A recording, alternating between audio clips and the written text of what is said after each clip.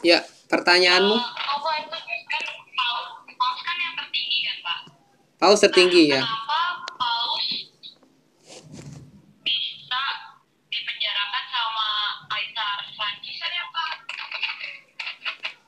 Kenapa Paus bisa dipenjarakan oleh Kaisar? Padahal dia tertinggi ya.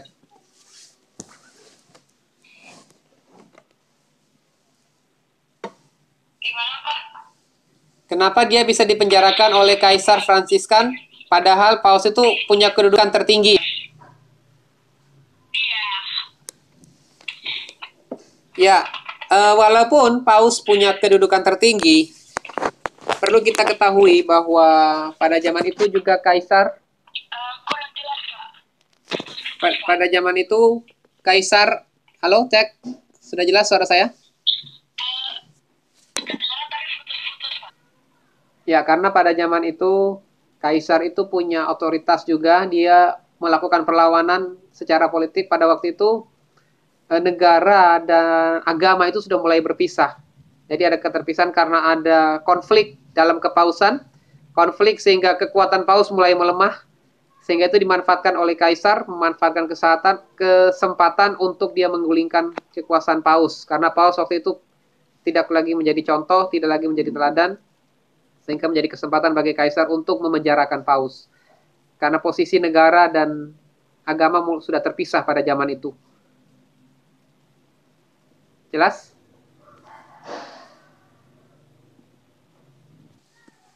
Oke, silakan. Pertanyaan selanjutnya. Ya, pertanyaan selanjutnya, ini kan ada api penyucian yang di halaman 35. Iya, api Itu, penyucian. nah, itu tuh kan tentang kayak manusia itu nggak apa namanya yang ke surga atau ke neraka kayak gitu ya Pak. Nah, kok kayak seolah mirip yang di agama Islam ya Pak. Mm-mm. Nah, itu tuh saya ajaran dari mana sih Pak? Apakah emang ada ayat pendukungnya atau ada fakta atau apa? Oh, itu. Yang muncul pemikiran sampai sampai ke situ gitu. Oke, saya jawab. Saya jawab ya. Suara saya masih kedengaran? Jelas? Suara saya Iya Pak. jelas? Jelas. Ya, jadi api penyucian itu adalah ajaran Katolik karena tradisi dari zaman apa ya? Waktu itu kan ada kebudayaan ya. Ya, saya jelaskan. Jadi, api penyucian itu sebenarnya ajaran dari apokrifa ya. Ada ajaran apokrifa namanya Kitab Makabe. Itu adalah ajaran dari Katolik sendiri, dari Kitab Makabe yang saat itu Kitab Makabe itu adalah kitab apokrifa bukan kitab kanon yang makanya kami tidak mengkanonkan kitab itu karena yang dikanonkan itu hanya 66 kitab, 27 PB, 39 perjanjian lama. Kitab Makabe itu dimasukkan kitab apokrifa dan itu adalah kitab sejarah sebenarnya, tapi menjadi doktrin dari gereja Katolik. Ya, makanya mereka menggunakan api penyucian dari kitab Makabe itu dan digunakan turun-temurun sampai sekarang. Perlu diketahui bahwa api penyucian itu adalah tempat bagaimana orang mati masih bisa diselamatkan.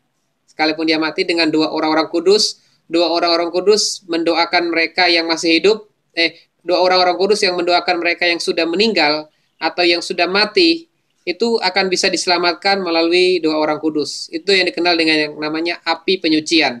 Ya, seperti itu. Jadi itu tidak sama dengan ajarannya Andreas Samudra, penginjilan orang mati itu lain.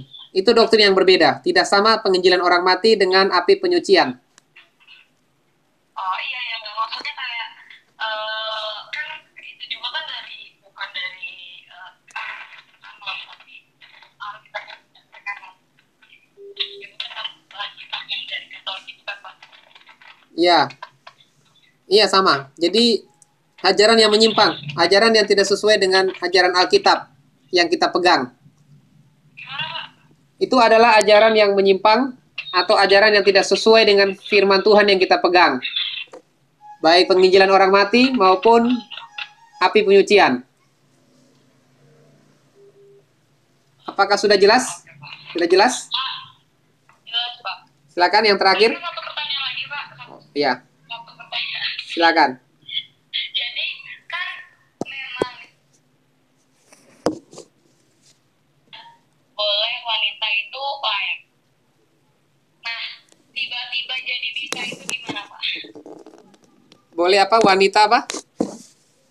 Reformasi Protestan kan enggak, Paulus sendiri juga menganjurkan untuk wanita tidak pelayanan, tetapi laki-laki saja Mm-mm.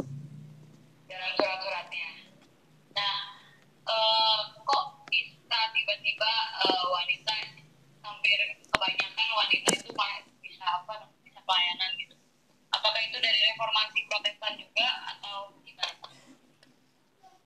Ya, kalau tentang hal itu adalah reformasi dari Ordo ya, zaman Ordo-Ordo mereka menghendaki wanita masih bisa melayani karena bagi mereka itu Tuhan tidak memandang pria dan wanita. Karena kalau ajaran pria yang melayani itu kan ajaran Yahudi, dari ajaran tradisi Yahudi. Tetapi semenjak masuk kepada pembaharuan di dalam kubu Katolik, termasuk pembaruan sehingga menghendaki wanita pun bisa melayani karena wanita itu adalah mereka melihat contoh-contoh nabi-nabi seperti Maria Magdalena, seperti Deborah, seperti tokoh-tokoh wanita yang bisa melayani sehingga itu menjadi doktrin ajaran mereka sehingga melayani wanita punya kebebasan untuk melayani. Ya, ajaran ordo-ordo seperti itu. Memperbolehkan wanita melayani. Jelas? Oke Pak, betul Pak, aku nanya apa? Mau nanya Silakan. ini pakai HP ku. Ini Pak, harapan masih mau nanya. Oh ya, silakan. Pakai HP aku ya Pak. Iya, nggak apa-apa. Pakai HPmu nggak apa-apa. Pak, boleh aku izin soalnya mau siap-siap buat wajib belajar. Oh ya.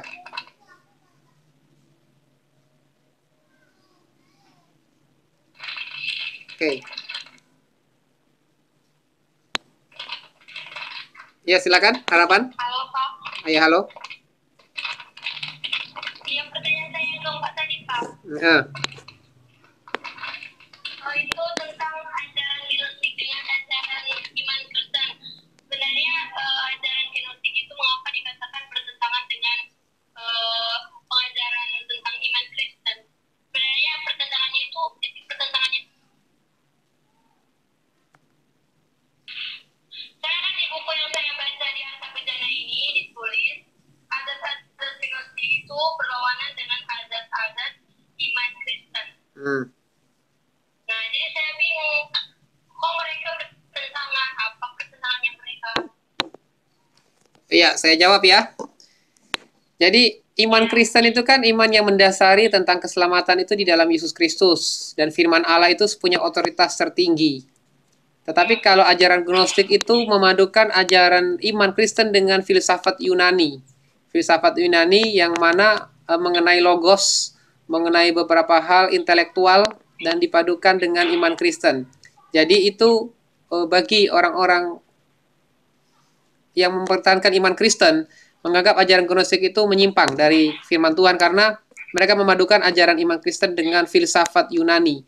Yang kebetulan pada zaman itu filsafat Yunani dipengaruhi dengan penyembahan berhala, dengan tradisi-tradisi yang bertolak belakang dengan iman Kristen. Jadi seperti itu, ajaran Gnostik.